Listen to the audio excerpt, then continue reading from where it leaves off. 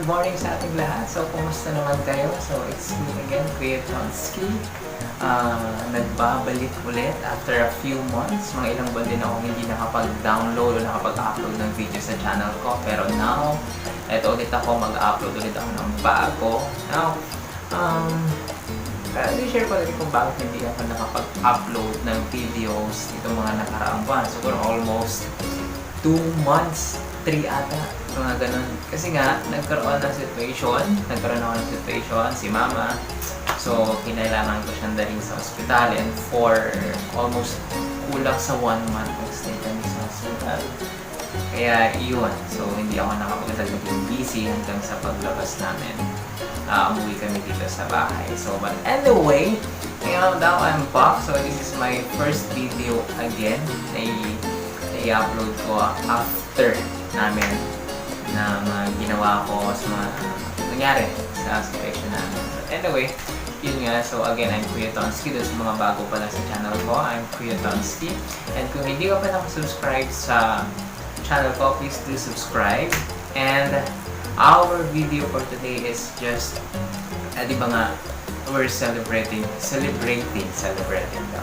Kaya sineselebrate natin yung araw ng mga bayani. So actually kahapon pa yun, pero ngayon ko lang naisipan gumawa.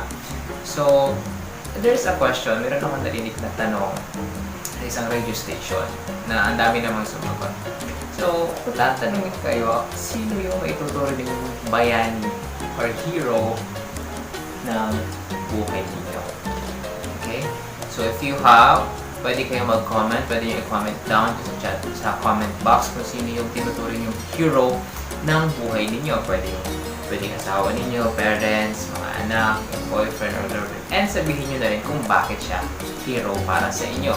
So, since yun nga, we're celebrate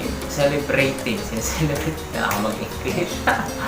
So, sineselebrate natin ang Heroes Day since yun nga, para sa akin, my hero is no other than my mother. Ayan, si mother nandun siya. Kasi papakita ko siya sa inyo. Ayan, so dahil palalabas lang namin. So, ano siya nakahiga na kung nagising ata siya. So yun, and our video for today is gagawin ko since she is my hero. Naturing kong hero ng buhay ko. So, ang gagawin ko lang naman as a simple treat ko lang sa kanya is lilinisan ko yung mga kuko niya sa kamay. Kasi nakita ko, hindi malinis yung kuko niya and dahil nga siguro napabayad na rin niya yung sarili niya, kumapal na yung mga nails niya sa kamay at sa paa. So, ngayon, ang gagawin ko, lilinisin ko muna yung paa niya. Paa, yung kamay niya muna bago yung paa.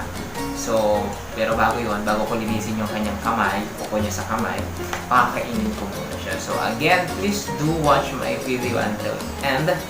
And mag-subscribe po kayo. So, samahan niyo po ako na gawin ko ano yung simple trick ko kay mama ko. Actually, si mama nga ngayon is hindi siya makatayo. Kaya nakita niyo kanina may wheelchair.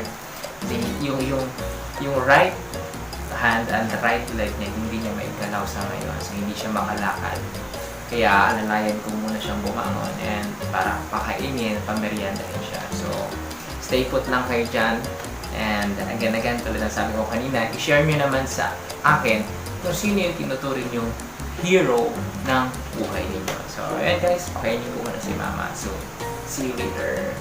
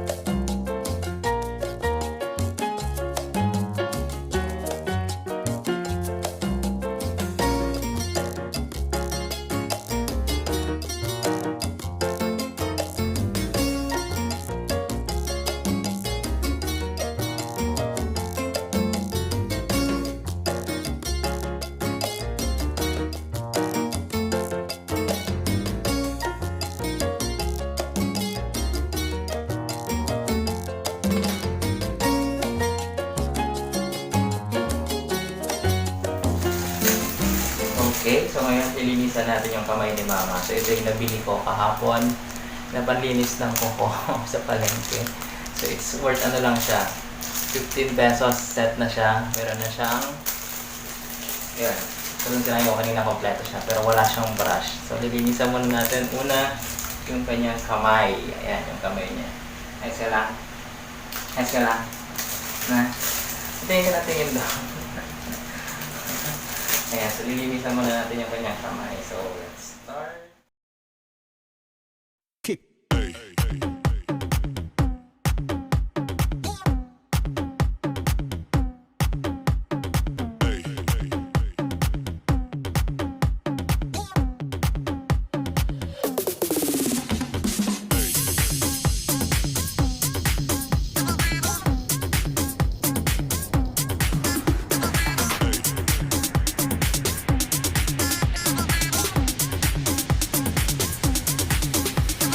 Everybody shake it, baby.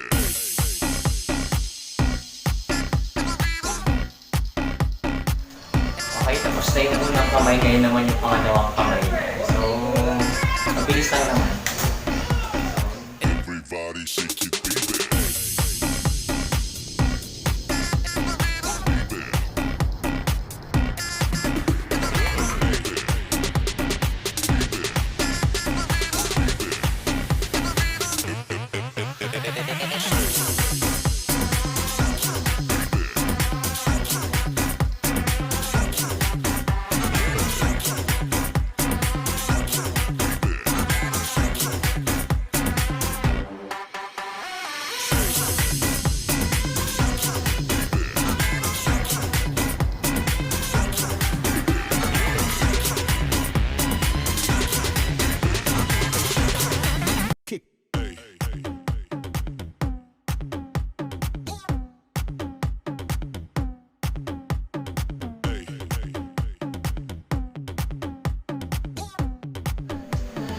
So ayan, tapos na yung dalawang kamay niya. So ilalagyan ko na siya nitong kulay red na to. Hindi ko alam kung anong pangalan. Antok na.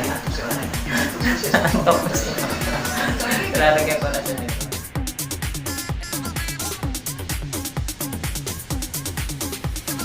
Everybody shake it, baby.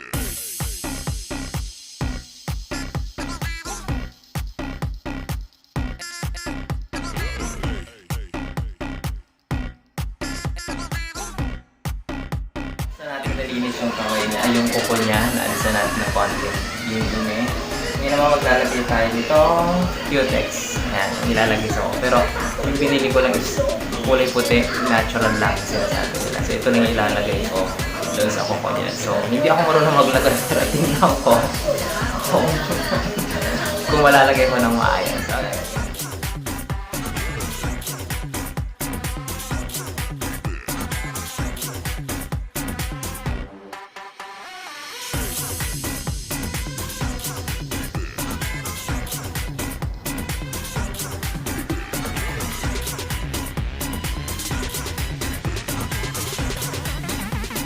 Everybody shake it, baby.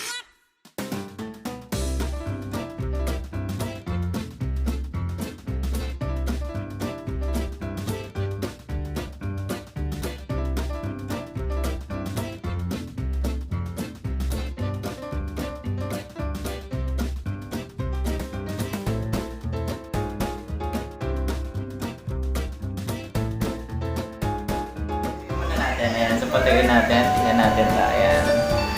So, kahit pa paano, hindi siya halata, ayan, sa dalawa. So, dahil nga natural lang yung ginamit kong Cutex, hindi siya masyadong halata yung kulay, pero next time gagawin ko na, or ilalagyan ko ng ibang kulay pa. Ayan. So, actually, yung isang kamay ni Mama, ito, itong right hand niya, hindi niya ito naigalaw. So, medyo may pagkamanhid. Pero, hopefully, bumalik yung dati. So, ayan. Ano? Okay na yung kuko mo? Ha? Okay na? Okay. Nakatingin lang siya doon. So, ano nasabi mo? Patuloy muna natin na. Patuloy muna natin. Ano ba? Ayan na guys. Ayan na yung kuko. Ayan. Hindi ko alam kung may nagbago. Kaya na humusga. Kasi hindi nga talaga ako marunong maglinis ng kuko. Ayan. Mukhang masaya naman si Mama. Ayan. Okay ka? Okay ka? Nantok ka na. Sobrang antok na si mama ko, nililinisan ko. So, ayun. Tapos ko nalinisan yung dalawang kamay niya, susunod naman yung paa niya. Kaso ngayon hindi ko pa malilinis kasi nga nakahiga siya. Mamaya pag may time mamayang hapon, kapag naiupo ko siya sa wheelchair, doon ko lilinisan yung paa niya naman, yung kuko niya sa paa. Ayan. So, umpisa pa lang yan ang pag-aayos ko sa kanya kasi mayroon pa akong planong gustong gawin sa kanya, especially sa buhok niya. Kasi medyo may uban-uban na si mama dahil sa katandaan na rin. Ayan, gusto kong ma-improve kahit o paano, kahit medyo may edad na, hindi pa rin siya magmukhang ganun katanda ang itsura. Okay? So, ayun. Thank you guys. Thank you for watching. So, yun guys. Natapos na natin linisin yung mga kuko ni mama sa kamay. So, it's already magmukhang kuko na ulit siya. So, anyway, before I end this video, please don't forget to subscribe on my channel. And please, again, yung sinabi ko kanina, yung tanong ko, sino ang hero ng buhay mo? Kung sino yung hero ng buhay mo, please do leave your comment below. I-share mo sa akin kung sino at kung bakit siya yung hero ng buhay mo. So again, thank you for watching my video. And please, lagi po tayong mag-iingat, lalo na ngayon, tag-ulan at may mga bagyo. Kung lalabas ka man, magdala ka ng payong or kapote. So ingat-ingat po tayo lahat. So, plug ko na rin yung ibang mga social account ko sa Instagram. Follow nyo po ako sa Instagram, which is, ang pangalan ko po doon, Tonsky Rivera. Sa Twitter is @Tonsky Rivera, and sa FB, Tonsky Rivera. So, halos pare-parehas lang yung mga pangalan ko sa social media. So, yun muna for now. So, thank you guys. Bye and God bless.